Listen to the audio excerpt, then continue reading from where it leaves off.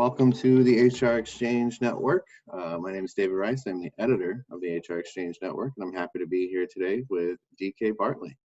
He is the head of the global head of diversity and inclusion for Moody's. So welcome, DK. Welcome. Nice to be here. So I wanted to chat with you today about employee resource groups, or ERGs, kind of how they're being used during the coronavirus crisis. From an organizational perspective, I kind of want to just get your view on the importance of ERGs at a time like this in terms of morale and keeping business moving. You know, companies have a million mechanisms through which they can interact now. But I'm curious, how would you define the unique nature of what ERGs bring to the table? I think this is a very unique time for the purpose of ERGs for a variety of reasons. First and foremost, we don't want to forget the humanity of what's going on in this crisis. And the ERGs at their very nature tend to really bring that to the surface. Second, I think it really allows the company to have an additional communication tool in regards to speaking about their overall strategy, dealing with the crisis, what their intended outcomes are, and just providing a high level of transparency. The point would be, if you don't have an ERG, there's a variety of ways that you could do it. But if you have the ERGs, you have that direct connection to employees and also their allies in regards to how you're dealing with the crisis. And the last one, I think, which is probably the most important, it's a way for everyone to be in it together, right? So ERGs are about differences, right? They're about providing some sort of uniqueness that all employees can identify with, as well as groups that may traditionally not feel that they're part of the larger corporate culture. Well, now everybody's in the same boat. And if you're an ERG, you're able to be a part of some part of the organization in a very unique way and really relate to people with very specific things, whether it be health, whether it be corporate, whether it be your career, et cetera, in a way that you probably wouldn't do if you did not have the ERGs. So it's really a way to rise to the occasion, if you ask me. That's interesting. I think, I've been a part of organizations that have them and organizations that don't, and you can always kind of sense that difference. Absolutely. Absolutely. So you shared some material with me recently about Moody's employees, and you're engaging through virtual ERGs to support some COVID-19 initiatives. Can you talk a bit about what those initiatives are and how those groups are doing that? Yes. So at Moody's, the ERGs really are the backbone of our employee voice. And I think it's really, really interesting how they've really risen to the occasion. Each ERG, there's a whole string of events that we have that have been slated, both with the community as well as globally. We're a global company. We do a lot of global events. And what has actually happened is, as opposed to stopping or postponing the events, most of our ERGs have decided to literally just move them on to a virtual platform. So whether you are a part of the multicultural ERG, which really encompasses, the Black inclusion group, our Asian members, and a variety of other cultures, they've now decided to have all of their meetings in a virtual format. And what's come out of that are happy hours, where the individual ERGs get together and they have some crazy topic that they talk about, or not necessarily crazy, but a topic that they talk about. It also serves as a way to unwind, to break the monotony of your day. We're a high performance culture, so we are all overachievers and we're all analysts at the end of the day at Moody's. So what essentially happens is, by still being able to have this outlet for people to kind of share their thoughts and unfold their arms, it really provides a safe space to have some fun, both while you're working and also after you're working. On top of that, they're focused on, a lot of the ERGs are now focused on wellness, right? So you have some ERGs, our Genergy ERG, which is really a combination of our more tenured professionals as well as our more junior or entry-level professionals. They're focused on wellness, and they're focused on doing things like yoga in the morning, or how to focus on what foods to eat while you're home and not get too robust, right? It's really, really, really interesting because these things are providing what I would think or phrase as work-life balance. We have a whole series that we work with our HR team called Moments That Matter.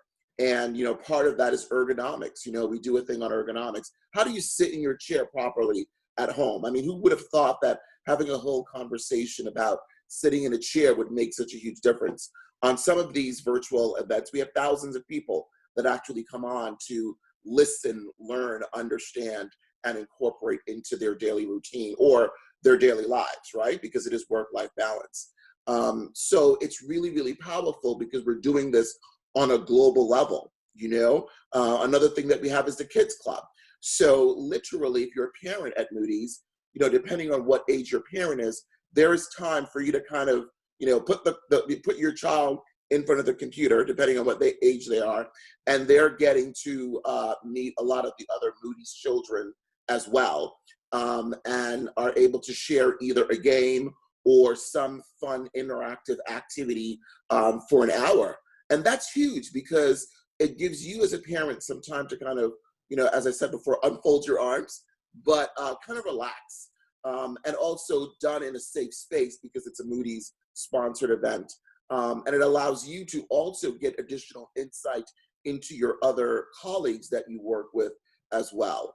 So there's so many exponential benefits that I think doing these programs have actually promoted. And the fact that we're doing it on a global scale, around the world, in different countries and in different regions, it's pretty powerful. A lot of the feedback that we've received is that it's really giving us a way to get additional insight about working with each other.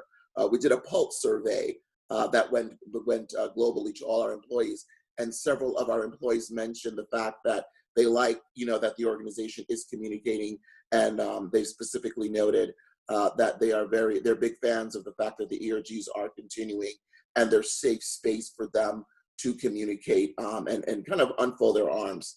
So it's a great educational experience as well. And I think it's nice because it just provides a lot of balance for all the very concentrated work that we have to do both internally and externally with our clients, and not lose that level of expertise and service and how we're making decisions.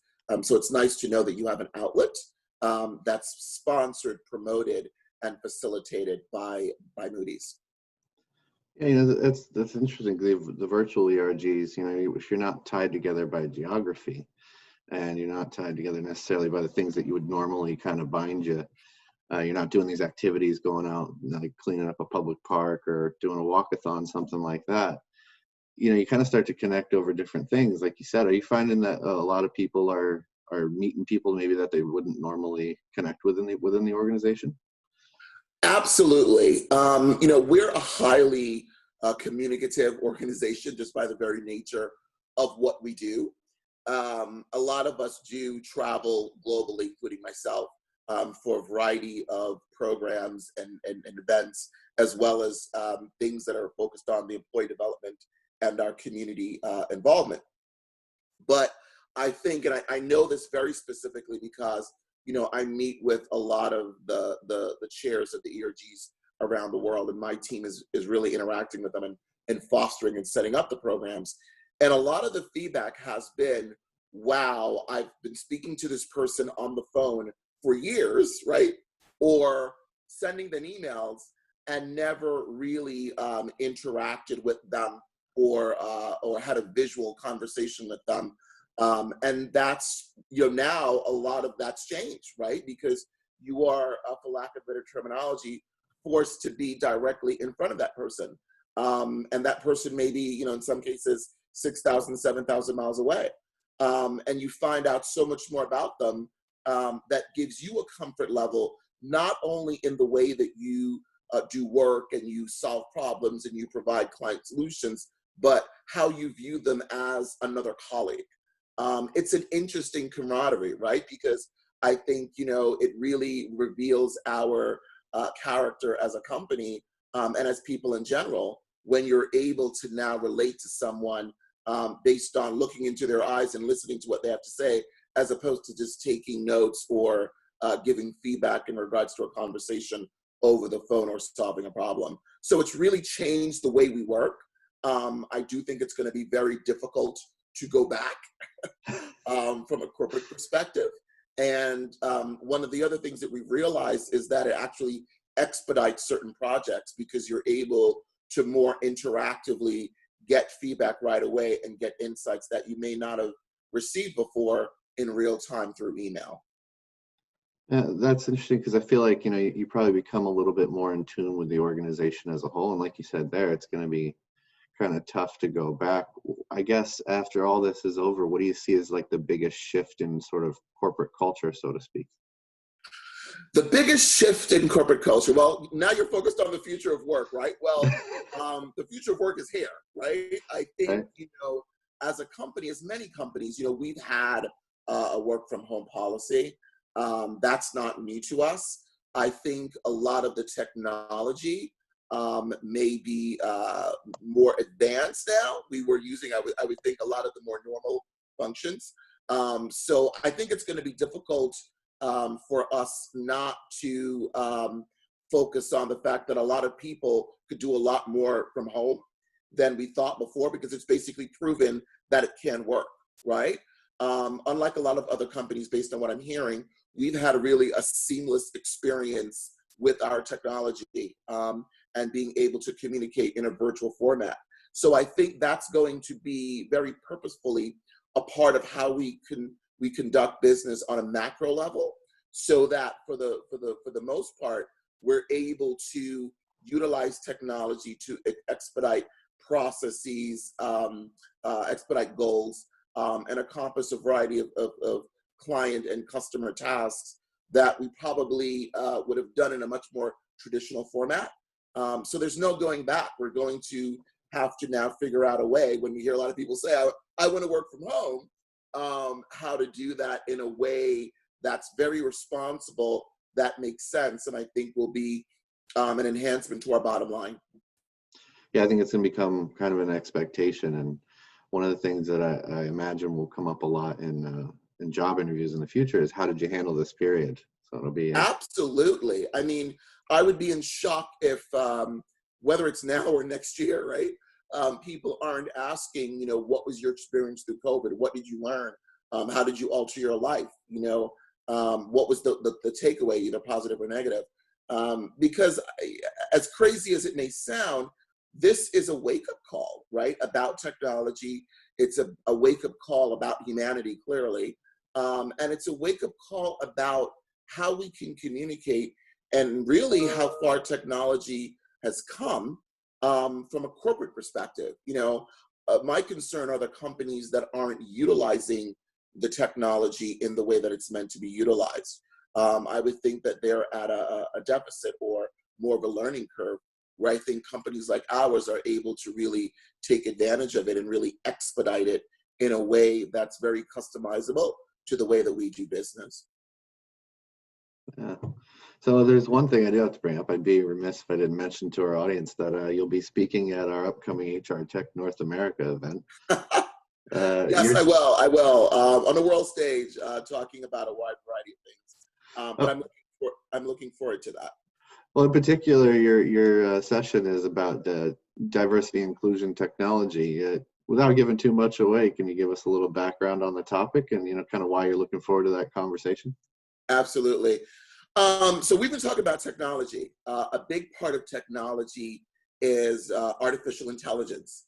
And AI has really taken off in a way that, even before COVID, in a way that I think from a diversity and inclusion perspective, it's made what I do, both related to talent acquisition and diversity and inclusion, really move on steroids. Because now you have insights with our AI, you have data, and you have a precise way of understanding what's working and what's not working from a diversity and inclusion perspective. A big deficit in the space of diversity and inclusion has always been, what's a best practice, right? What are the things that as a company, as an entity, as a manager, I should be doing to move along the ladle to include people, as well as promote people, as well as doing checks and balances. And I think AI, there's so many different tools out there that do it, but there's certain tools that do it well and best in class. And that's really taken the fact that if you're a company and you say, I want to hire more diverse people, whether it's women, whether it's African Americans based on ethnicity, whether it's LGBT, whether it's people focused on accessibility or disability, you can do it through a variety of tools by now identifying where that talent exists, how that talent is applicable to you, and develop a strategy that you could really engage them from a candidate perspective. So it's a great conversation to have. It's one that I'm particularly excited about because I've seen it worked well with a variety of companies. And I think there's a lot that we could all learn from each other once we understand how to implement the tool in a scalable way that makes sense, but also customizable for that company. Yeah, absolutely. We're looking forward to it too. So glad you could share a little bit about that.